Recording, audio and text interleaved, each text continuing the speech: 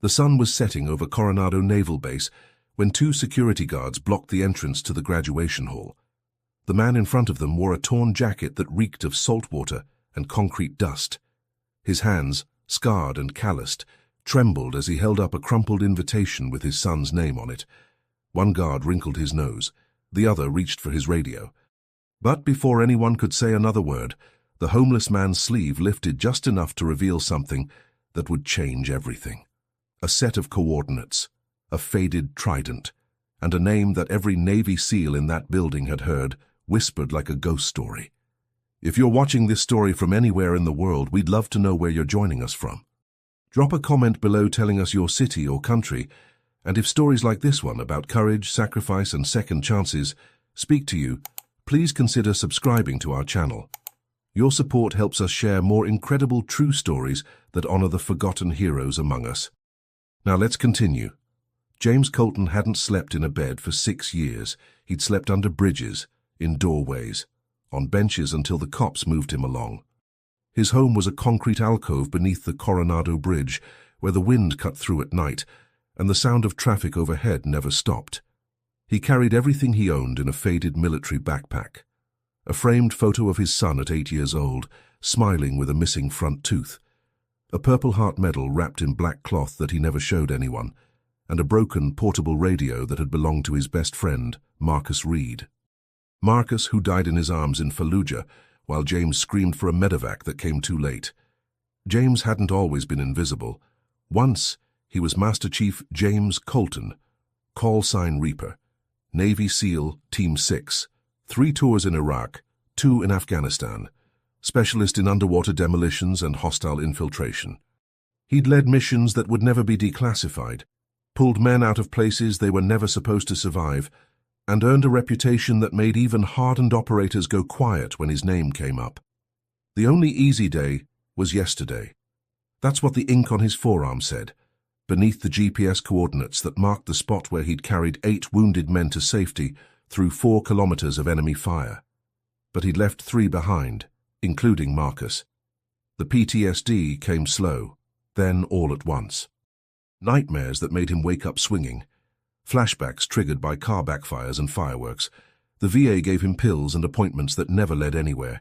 Bureaucracy, paperwork, wait times that stretched into months. He tried to hold on, tried to be a father to Aiden, tried to work construction, tried to function. But the anger came in waves he couldn't control. The guilt was worse. So 6 years ago, James made a decision. He walked away. Told himself Aiden would be better off without a broken father. Told himself it was protection. It wasn't. It was surrender. He lived quietly after that. Never caused trouble. Never stole. He'd help other homeless veterans find shelters or share food when he had any. He kept his head down and tried not to think about what he used to be. But 2 months ago, something changed. He found a crumpled flyer under a bench. A graduation ceremony. Navy SEAL Class 342. And there, in small print at the bottom, a list of names. Aiden Michael Colton. His son. His boy. The kid he hadn't seen in 6 years was about to become what James once was. A SEAL. James walked for 2 days to get to Coronado. 43 miles on foot, sleeping in bus stops, drinking from public fountains. His feet bled through his boots. His ribs ached. But he kept moving. He wasn't going to miss this. He didn't plan to make contact. Didn't plan to embarrass Aiden. He just wanted to see him. One time. Just to know his son had made it. When he arrived at the base, the sun was still high. Families poured through the gates in pressed suits and summer dresses. Mothers clutched flowers. Fathers wore navy ball caps from their own service days. James stood at the edge of the parking lot, trying to gather the courage to walk through those gates. His reflection stared back at him in a car window. Hollow cheeks, matted hair. A beard that hadn't been trimmed in months. He looked like exactly what he was, a man the world had forgotten. He approached the entrance just as the ceremony was about to begin. 2 guards stood at the security checkpoint. Tyler Marks, 28, fresh-faced and by the book. Brent Cole, 31, a little older, a little harder. They saw James coming and exchanged a glance. Tyler stepped forward first. "Sir, do you have identification?" James reached into his jacket and pulled out the invitation. It was wrinkled, stained with something that might have been coffee or mud. Tyler took it, studied it, frowned. "This says guest of Aiden Colton. Are you family?" "I'm his father." Brent stepped closer now, arms crossed. "You got any ID to confirm that?" James hesitated. His driver's license had expired 4 years ago. He had no proof. Nothing but a photo in his backpack and a name that no longer meant anything to anyone. "I don't, but I just want to sit in the back. I won't cause any trouble." Tyler looked at Brent. Brent looked at the line of families forming behind James. Protocol said no ID, no entry. But something in the way the old man stood, something in his eyes, made Tyler pause. "Wait here," Tyler said, and stepped aside to radio command. What Tyler didn't know was that at that exact moment, inside the auditorium, Admiral Catherine Hayes was reviewing the ceremony roster and preparing to deliver a speech about legacy, sacrifice, and what it meant to earn the trident. And the only person standing outside who truly understood those words was a homeless veteran everyone had already written off. Tyler came back a minute later. "All right, you can go in, but you'll need to sit in the back. And sir, we'll need you to keep your belongings with security." James nodded. He handed over his backpack. Brent took it, unzipped it briefly, saw the framed photo, the medal. He zipped it back up without a word and handed James a claim ticket. Tyler opened the gate. "Thank you," James said quietly. He walked through. The auditorium loomed ahead, white and gleaming in the late afternoon sun. He could hear the hum of voices inside, the shuffling of chairs, the distant sound of a brass band warming up. His heart hammered in his chest. He hadn't been on a military base in over a decade.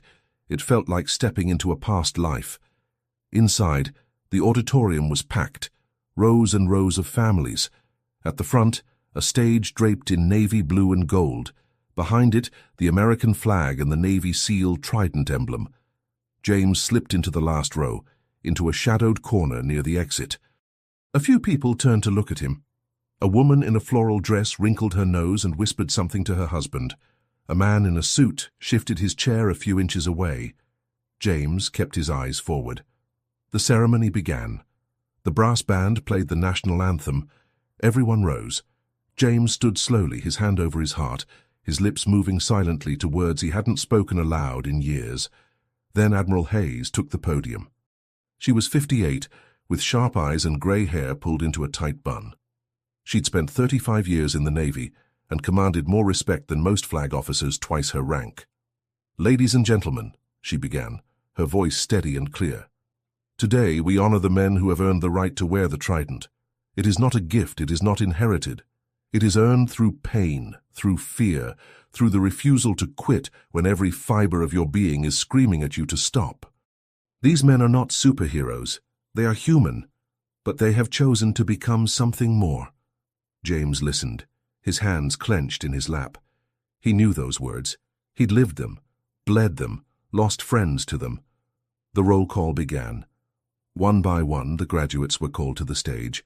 Each one received their trident from Admiral Hayes. Each one shook her hand, and then the tradition. The question she asked every single graduate, every single time. "Is there a SEAL present who would like to pin this trident?" Usually it was a father, a brother, a mentor, someone who had walked the path before and wanted to pass the torch. James watched as fathers in dress whites stepped forward, as older SEALs with grey beards and chest full of ribbons came up to honor the young men they'd trained. And then the name was called. Aiden Michael Colton. James sat up, his breath caught.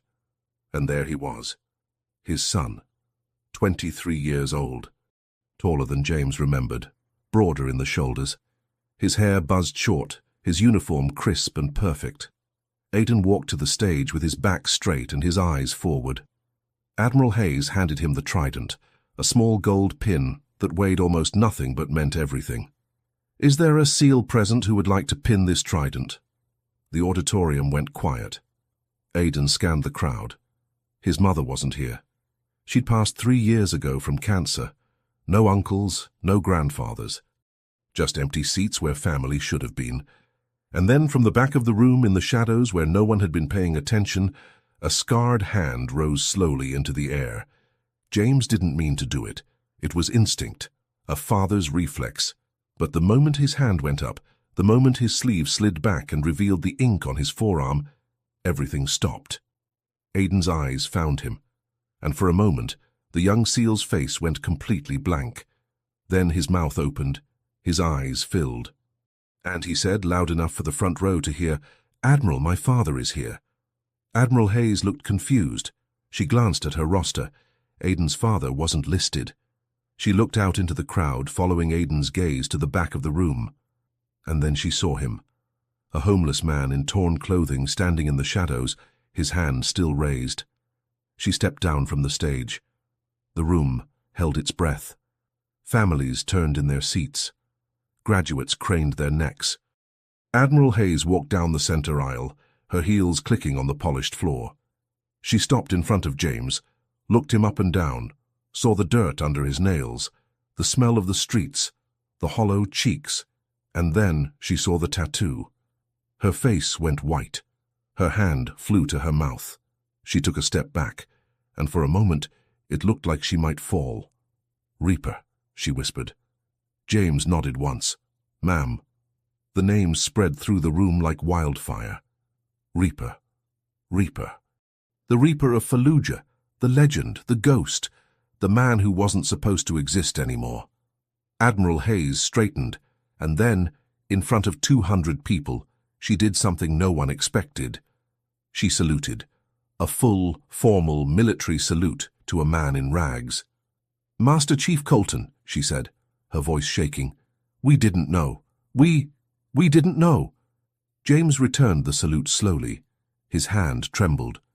"Permission to approach, Admiral." "Granted." He walked down the aisle. Every eye in the room followed him. Some families leaned away, others stared in shock. But the SEALs, the young graduates, the instructors, they all stood. One by one, they rose to their feet. Aiden jumped off the stage and ran. He didn't walk. He sprinted down the aisle and crashed into his father with the force of 6 years of grief and longing. He wrapped his arms around James and buried his face in his father's shoulder, and he sobbed like a child. "Dad, Dad, I thought you were dead. I thought I'd lost you." James held him. His hands, rough and broken, cradled his son's head. "I'm sorry," he whispered. "I'm so sorry, Aiden. I thought you'd be better without me. I was never better without you." Behind them, Admiral Hayes was wiping her eyes. Captain Moss, the senior instructor, stood frozen, his clipboard on the floor. And then, from somewhere in the crowd, a single pair of hands started clapping. Then another. Then another. Within seconds, the entire auditorium was on its feet, applause thundering through the hall like a storm. But for James and Aiden, there was no sound, just the two of them, just a father and a son who had found each other again. The mission was over, the noise was fading. But for James Colton, the real question was just beginning. What do you do when the world suddenly remembers who you are? Admiral Hayes invited James onto the stage. He tried to refuse, but Aiden took his hand and pulled him forward. They climbed the steps together. The Admiral handed James the trident. It was small, gold, sharp. "The honor is yours, Master Chief." James looked down at the pin in his palm. He looked at his son, standing tall in his dress whites, and then with hands that had destroyed enemy strongholds and saved dying men, he carefully, gently, pinned the trident over Aiden's heart. "I wasn't there for a lot of things," James said quietly, his voice barely audible. "But I'm so proud of who you became." Aiden's voice broke. "You were always there, Dad. You taught me what it means to be a SEAL before I ever enlisted." The ceremony continued, but no one remembered the rest. All they remembered was the image of a father and son standing side by side on that stage, one in rags, one in dress whites, both warriors. After the ceremony, Admiral Hayes pulled James aside. She was no longer the composed officer. She was shaken, angry, ashamed. "Master Chief, how long have you been on the streets?" 6 years, Mum." "And the VA?" "They tried. I fell through the cracks." Her jaw tightened. "That ends today. You hear me? I'm personally assigning a liaison to your case. Housing, medical, full psychological support. You're going to get everything you were owed and then some. James shook his head. I don't need charity, Admiral. It's not charity, it's a debt. And it's long overdue. Captain Moss approached next. He extended his hand. Master Chief, I'd heard the stories. I thought they were exaggerated. They probably were. I doubt that. Moss paused. We could use someone like you here. Not in combat, but as a mentor, a consultant. These kids need to learn from someone who lived it. Someone real. If you're interested. James glanced at Aidan, who nodded eagerly. I'll think about it. That night, Aidan brought his father to his small apartment off base. It wasn't much. One bedroom, a couch, a kitchen the size of a closet. But it was warm, it was clean, and it was home. James stood in the doorway, hesitant. I don't want to be a burden. You're not a burden. You're my dad, and you're staying here until we figure things out. End of discussion. They sat on the couch. Aidan made coffee. James held the mug in both hands, letting the warmth seep into his fingers. They talked for hours, about Marcus, about the nightmares, about the years Aidan spent wondering if his father was alive or dead, about the guilt that had eaten James alive. I thought I was protecting you, James said. I thought if I left, you wouldn't have to see me like that, broken, angry. I would have rather seen you broken than not at all. James nodded slowly. I know that now. We'll get through this, Dad. Together. For the first time in 6 years, James allowed himself to believe that might be true. 2 weeks later, James moved into temporary veteran housing on base. It was a small room, a bed, a desk, a window that looked out over the ocean. He started attending therapy 3 times a week. The nightmares didn't stop, but they got quieter. The guilt didn't vanish, but it became something he could carry instead of something that crushed him. He took the consulting job. Twice a week he'd sit with SEAL candidates and talk. Not about glory, not about heroism, but about the cost, about what it takes to come back from the edge, about what happens when the war doesn't end just because you come home. The young SEALs listened, and they respected him. Not because he was a legend, but because he was real. Aidan visited every weekend. They'd walk along the beach, watch the sun set over the Pacific. They didn't always talk. Sometimes silence was enough. But slowly, piece by piece, they rebuilt what had been broken. One evening, as they stood on the shore, Aidan asked the question he'd been holding for years. Dad, do you regret it? Any of it? James was quiet for a long time. The waves crashed, the gulls cried, the wind tugged at his jacket. I regret the years I lost with you, but the rest? No. I did what I was trained to do. I saved the men I could. I lost the ones I couldn't. That's the job. And now? James looked at his son. At the trident pinned over his heart. At the man he'd become. Now I get a second chance. Not many people get that. Aidan smiled. No, they don't. 6 months later, James stood in front of a small group of SEAL instructors and candidates. He didn't wear a uniform, just jeans and a flannel shirt, but on his forearm the coordinates and the trident were visible, a reminder. Most of you know who I am, he began. Some of you know the stories, and yeah, some of them are true. But I'm not here to talk about the missions. I'm here to talk about what happens after, because the fight doesn't end when you come home. And if you don't have people around you, if you don't ask for help, if you think you can carry it all alone, you'll end up like I did, under a bridge, forgotten, and you're worth more than that, every single one of you. The room was silent. One young candidate, barely 22, raised his hand.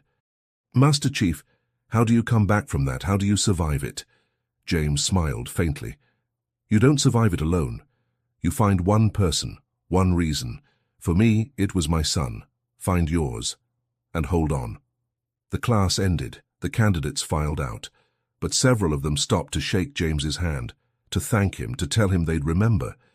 And James realized something. He wasn't just surviving anymore. He was living. He was helping. He was home. That night, he sat on the beach with Aidan one more time. The sun dipped below the horizon, painting the sky in gold and crimson. The ocean stretched out endlessly, dark and infinite. You doing okay, Dad? Aidan asked. James nodded. Yeah, I think I am. Good, because I need you around. You know that, right? I know. They sat in silence. Father and son, seal and seal. Two men who had walked through fire and found their way back. James Colton never made headlines, never gave interviews, never sought recognition. He still carried the photo of Marcus Reed, still carried the guilt, but he also carried something new. Hope, purpose, a reason to keep going. And sometimes, late at night, when the nightmares came, he'd open his eyes and remember where he was. Not under a bridge, not alone, but in a room with a bed and a window, with a son who loved him, with a second chance he never thought he'd get. The only easy day was yesterday, but today was worth fighting for. If this story moved you, if it reminded you that second chances are possible, that heroes can be found in the most unexpected places, please subscribe to our channel. And right now, on your screen, you'll see another incredible story waiting for you. Click it, watch it. And remember, every person you pass on the street has a story. Some of them might just be legendary. Thank you for watching.